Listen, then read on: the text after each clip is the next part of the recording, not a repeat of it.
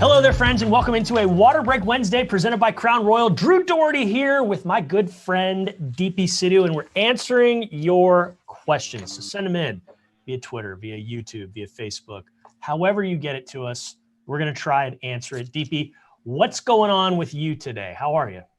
I'm great. We just shot some Texans 360. Players are at practice. Going to try to get a one-on-one with a rookie maybe today, get to know him a little bit better. And so that'll be up on HoustonTexans.com. But just, busy week. Wednesday is sort of like hump day when you start preparing for the next game and we start getting all of our stuff together. But here we are, final month of the season. I cannot believe it, but it sometimes feels like the longest season ever with everything we've been through this year, right? It's been a weird year for sure. And we heard Romeo Cornell talk this morning, asked about a number of different things. Technically, Chad Hansen was reverted back to the practice squad after the game on Sunday, but he's going to get called back up. I mean, Romeo was asked, is he going to get called back up? And he said, probably. You catch 100 passes or 100, catch 5 balls for 101 yards and get that open against that defense, you're going to get called up. And the Texans need a guy like that. They need a guy like Kiki QT to go in tandem with Brandon Cooks. So we got a lot to get into, don't we? Yeah, and I think it's worth noting because I think a lot of people are confused about this. I was confused about it myself because with the practice squad rules and the new COVID guidelines, it is a little bit different than it's been in the years past. So there's a thing that's called practice squad, or you're elevated to the active roster on game day, or you're activated to the 53-man roster on game day. If you're activated, that means you're on the 53-man roster on game day, the day after game day, and the day after that until you get put on the practice squad or until you get waived. And practice squad elevations, when you're elevated on game day, it just means you go up to the 53-man roster for the game day, but then you revert right back, like you said, Drew, to the practice squad the next day. So Chad Hansen's one of those, he was elevated to the active roster. Now, he could get placed on the active roster at some point if they deem that, we want to keep this guy on the roster. We want to protect him from any other team signing him off our practice squad. That could happen. But you know what? If that happens, they have to clear space for him, which means someone else has to be removed from the 53-man roster. So I think it's just really just playing around with the roster right now. But yeah, I'd be shocked if he wasn't elevated, again, especially with the game he's had and that chemistry that he's really developed with Watson. He's going to get elevated. Timmy's wants to know, will Kiki QT and Chad Hansen continue their on-field success? There's a good chance of it. I mean, they got open last weekend. Let's see how the Bears adjust what they do defensively, because if they do something that jiggles things up, it's going to open things up probably for the tight ends or perhaps the backs coming out of the backfield. But yeah, they're going to factor into things. Those guys can play. I mean, we've seen Kiki QT have success in the NFL. It's been mainly against the Colts, but the guy can play.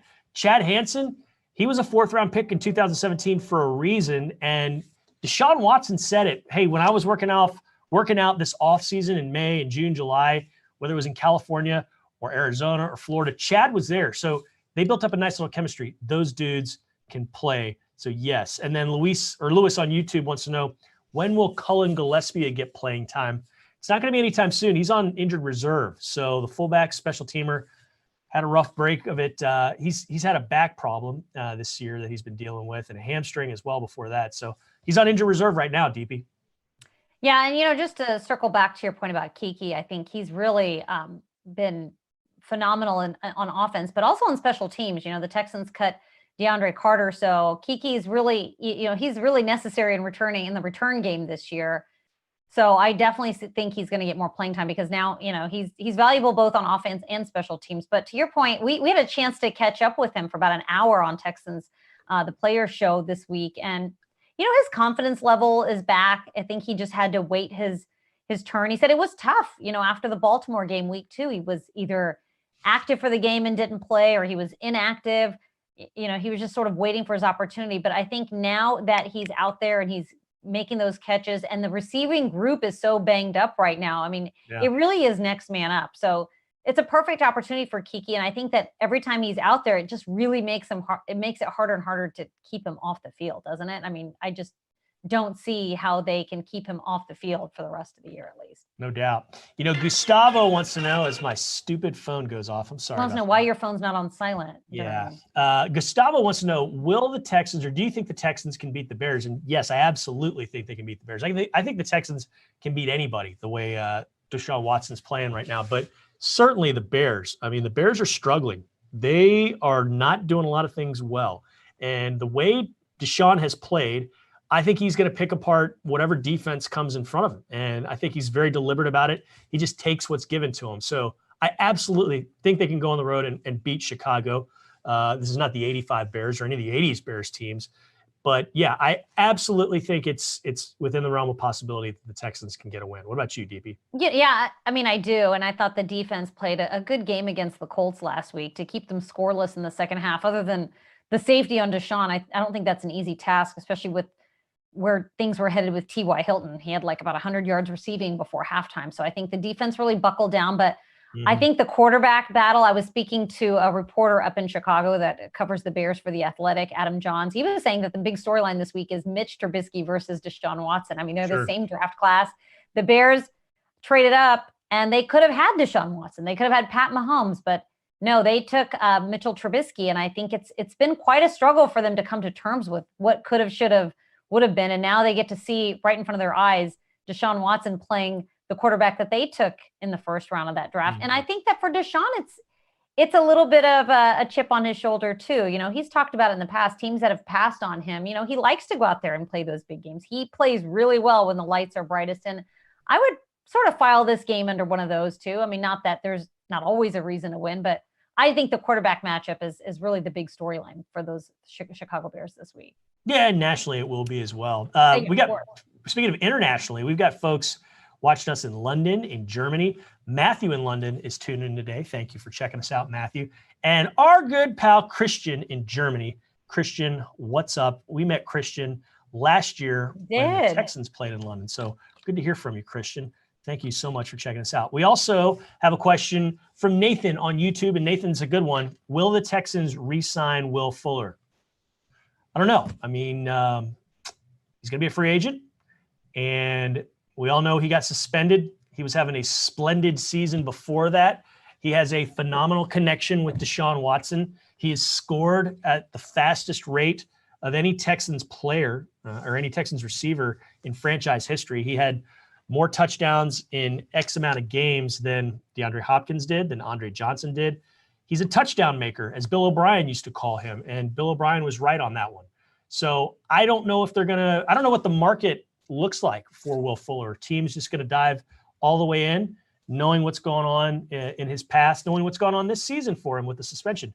I have no idea, but I'd like to see him back in this offense because it really hums when Will Fuller is a part of it. You're not the only one. Deshaun Watson has said he really wants to see Will Fuller back too. I mean, he's been huge for his passing game to have Fuller out there. Now he's managed to, you know, make some big receivers out of the targets that he's got left on the field. But certainly Fuller is just an otherworldly talent as far as his speed and his receiving abilities. At least he's proven so this year. I think the big question is the people that are going to make those decisions are not yet in the building. So that's going to be something the next head coach and general manager and that department's going to come in and make. And it's really hard to say because I think it just really depends on who's in here and who's making those decisions and what direction they think this team is going to go and what they can do with the players that are left in the locker room, who they're going to re-sign and who's not going to be here after next year. I think there's going to be a lot of question marks heading into this offseason. Mm-hmm. Daniel wants to know, where do you stack up Tyrel Adams against the other linebackers? You know, Tyrell's had an excellent season. Since coming in and replacing Benardrick McKinney, he just goes out there, puts up double-digit tackles, it seems like every single week. He's led the NFL in tackles since his insertion into the starting lineup, which I think was week 5, around there.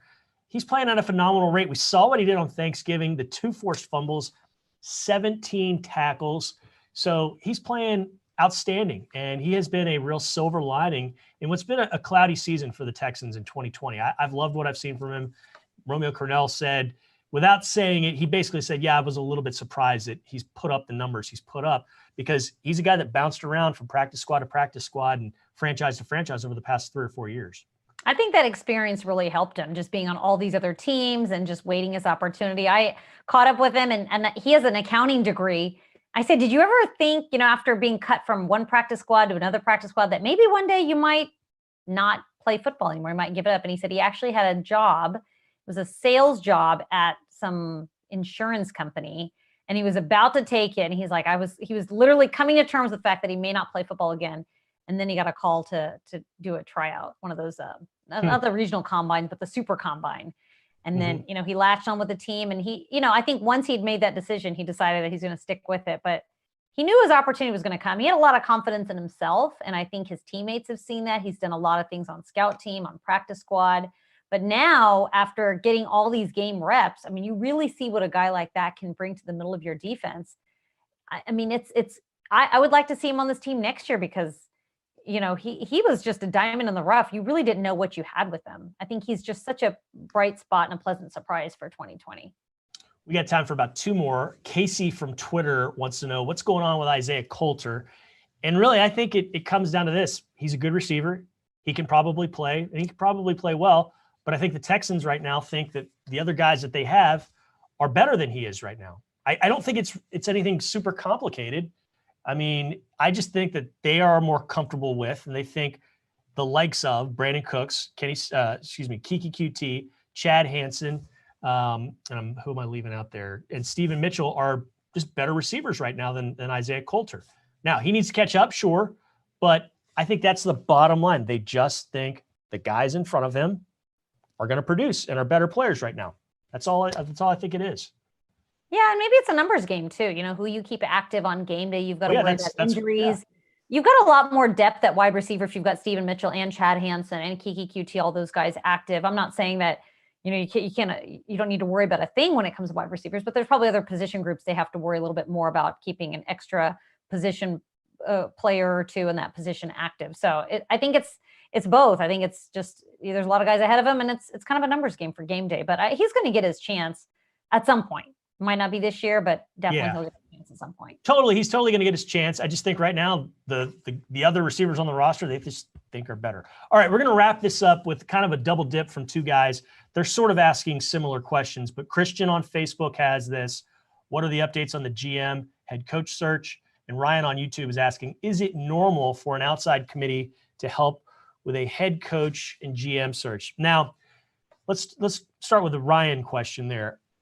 It's normal, and many teams have used search firms to find a head coach. So the Texans have that going with the Korn Ferry. But we heard yesterday the announcement from Cal McNair to season ticket members that the Texans are using a group of advisors on basically what they want from their football program, what they want the values to be, what they want sort of the goals and stuff to be. So they're getting input from guys who have been there and done that, guys who have failed and learned from their failures, and they're guys who have led in different arenas. R.C. Buford he's not a football guy, but he's been the GM of the Spurs, and while he's been GM, they've won 4 NBA titles. And you think, well, they did it with a superstar, Tim Duncan. What's so hard about that? Well, the Texans have a superstar in Deshaun Watson. So I think there's some things you can glean from all these guys. Rod Graves, he's probably the least known name of that group, but Rod Graves grew up here in Houston. He went to Strake Jesuit. He then went out to Texas Tech. When he finished at Texas Tech, he got in and moved around the league. And from about 83 to about the early 90s, he was with the Chicago Bears. So think about that time frame. What did the Bears do in 1985? They might have had the greatest team of all time. He was a scout for that team. So he's been around those things. And then from 2002 to 2012, he was the GM in Arizona. Arizona went to a Super Bowl. So they've got different viewpoints on what they want to achieve. But as far as the GM head coach search, no names have come out publicly from the Texans, but it's probably going to ramp up here as the new year gets closer and the new year goes into 2021, Deepi. Yeah, and you definitely want to mention on that group of advisors, you've got Andre Johnson, former Texan, who knows what the culture of the team is like, what the direction of the team is. He's familiar with the people and the players involved. You've got Jimmy Johnson, Tony Dungy, 2 Hall of Fame coaches in the NFL that have seen a lot of success, seen Super Bowls in their careers as well. So they kind of know what it takes, what a winning culture might look like. And then, you put all that together, and then you've got the search firm sort of going out and looking for the guys that are defined by what you've set your parameters to be. And you've got your advisors to sort of bounce ideas off of, like, hey, what do you think of this candidate? What about this guy? How does he fit with this?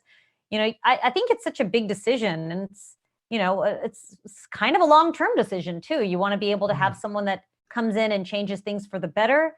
You want to see things improve. You want to see Deshaun Watson flourish. So, I mean, I think the more input you can get, the better. But ultimately, the decision is going to come down to Cal McNair and Janice McNair. They're going to take that feedback. They're going to make those decisions. But, to your point, not a lot's going to happen right now because probably a lot of the candidates they're looking at are still coaching and they're still playing games and they're probably going to be in the playoffs. So I think it's going to be a few more months before we get some definitive names. So Ryan, the short answer to your question, is it normal for an outside committee? Yes, but it's not really normal to have two different groups of advisors, but the Texans are doing things differently and trying to get as much information as they can. All right, Deepi, this was a lot of fun. Keep getting closer and closer to game day. Can't wait because on game day, you and I are going to host Texans Unlimited Live, and that is basically the pregame show. You can find it here. You can find it on HoustonTexans.com, the Texans mobile app. It's going to be so much fun. We'll take your questions again. Deepi, you ready for that one? Absolutely ready. So download the Houston Texans mobile app presented by Kroger, and you can check out all the content on Game Day Central presented by Hyundai. Those are my two plugs. And be sure to check out Texans Unlimited because if we didn't answer your questions here, we'll certainly try to get to them on game day. And I'll answer them on Dear Drew if you send them in. Or Drew will answer them. Texans.com.